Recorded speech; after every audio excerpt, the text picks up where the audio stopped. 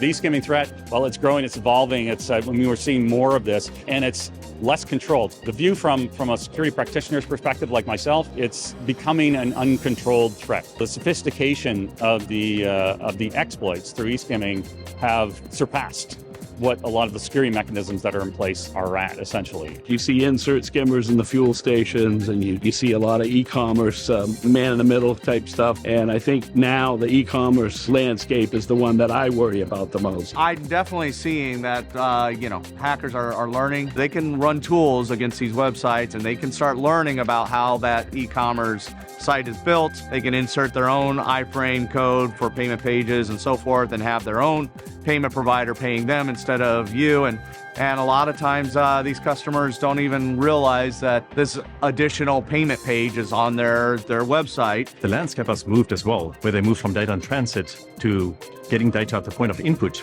These new requirements that the council has introduced to make sure that you protect that data as soon as possible at the point of input. I think we'd like merchants of all sizes to understand about these e-commerce skimming threats is that it can happen to any merchant of any size. Whether you're a small merchant servicing 1 or 2 clients, or a merchant servicing thousands and thousands of clients, the risk is still there, and you need to make sure that you protect your clients just the same way. So you take all of their payment information, so make sure that you secure it and hold that as a high responsibility for your organization. When it comes to 643 and eSkimming in general, I tell my clients that every requirement in PCI is based on a breach.